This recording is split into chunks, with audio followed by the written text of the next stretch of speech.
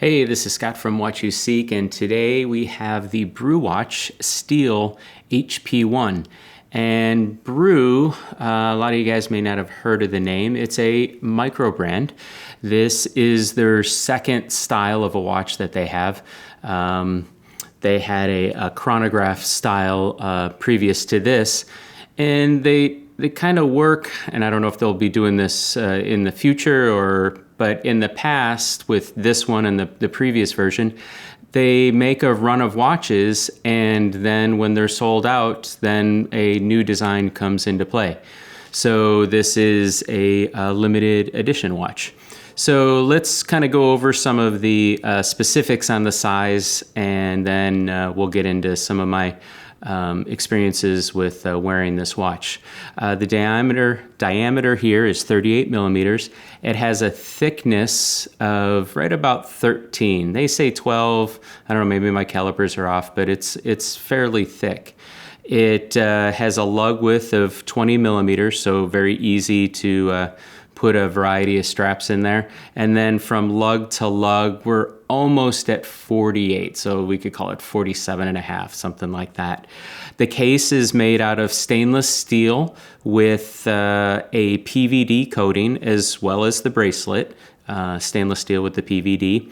And it has a water resistance of 100 meters. The movement is an automatic Seiko movement. It's the NH35A, which has a 41 hour power reserve, and it is a hacking movement. So that's kind of all the specs. So the shape, I've showed this to some people and some colleagues that are watch collectors, and I think right off the bat, they either look at that and they say, nope, don't like the shape, or wow, that's cool, I like the shape. So right there, it's a little different. It's unique, and I like that. And in a watch, there's a really cool story. If you listen to the Worn and Wound podcast with Jonathan, the founder, owner of Brew, talking about when he was designing this, one of his mentors really helped him with the concept that the shape of the watch is its identity. And of course, we know that with, things like the Royal Oak, or let's say the Nautilus, things like that. I mean, even if you just saw it in a silhouette, you would know what it is. And I think this, in a certain way, has that same kind of a feel. So we've got this cushion shape here, nice rounded edges. Everything is brushed. There is not a polished piece anywhere to be found on this. So then we have this section here that comes off of this flat, and then there is a monster of a domed crystal. And I mean, it sits a little proud here, but the curvature of it's I don't know what you call it, but there's the optical distortion on the curve here. You can see what it does to the date there. If you're on an angle, it's on your wrist, and you want to see the date, you really have to turn it towards you to see the date.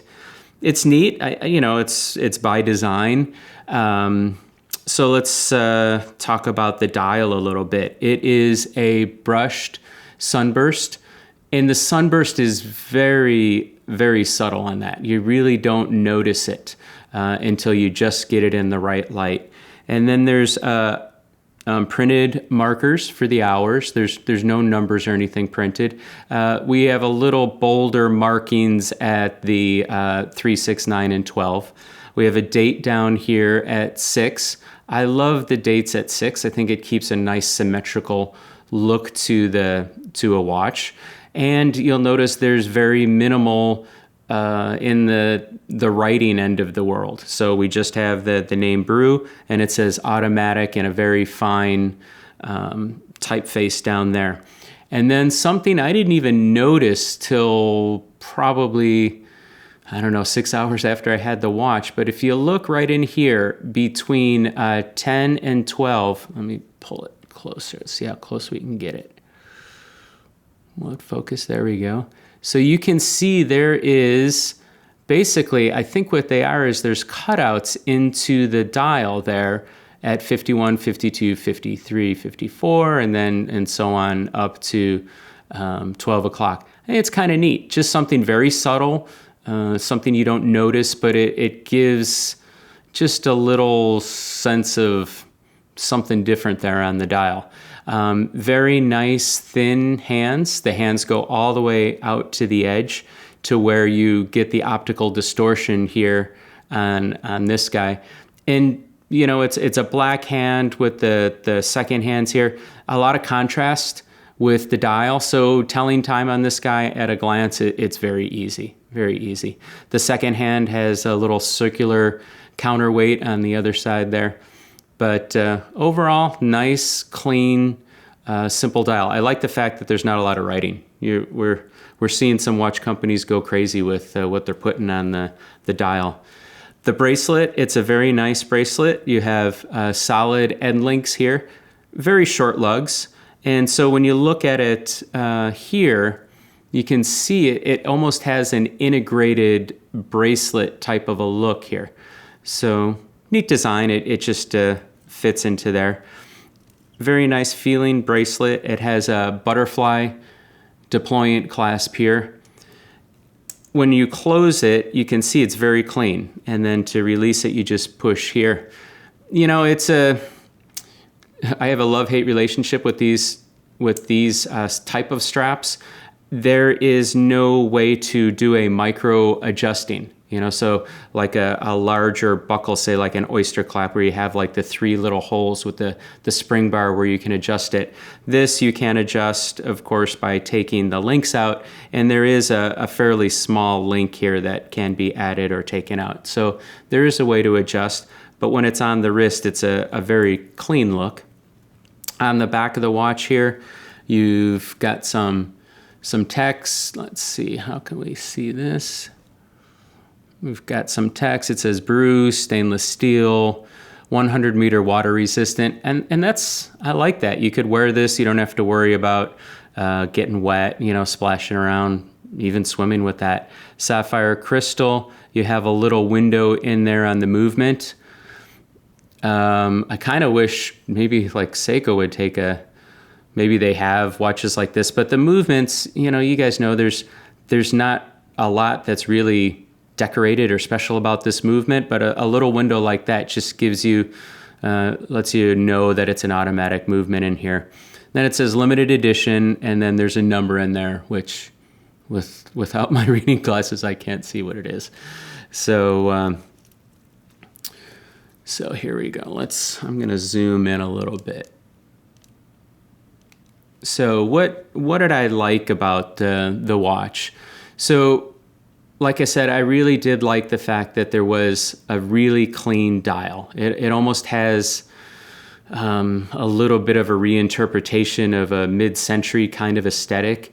The name Brew, Jonathan is a coffee lover, spends a lot of time in coffee houses, and the inspiration behind this design is the pressure dial on a espresso machine. I don't drink coffee. I don't spend a lot of time in coffee houses, so I'll take his word for it. And but I like the clean look of it. I like the shape of the solid end links, and then the little cutouts on the dial here is a nice little surprise. Some things I didn't like, and I kind of forgot to talk about this. So here's the crown. A couple people have commented that the crown's too small. I didn't find that to be an issue. The way that the case is cut out here, and it has this kind of trapezoid shape to it, it is real easy to wind and set. But on the crown here, the watch is very soft, but right in the middle, there's this kind of like etching, this design, and it is kind of there is some little sharp. That's the only place I found some sharpness on there. The height, it's pretty thick, especially for its size. It's 38 millimeters. again, by design, right? That was part of the design of the watch. So just be aware, you know, it is kind of shorter, you know, in width here, and it's fairly tall. The bracelet, like I said, you have a lack of micro adjusting, and I wish the dial had a little more sunburst, right? I mean, it's really subtle, but I just wish sometimes that sunburst would pop through. So that's kind of my likes and dislikes of this. Let me put this on the wrist here, and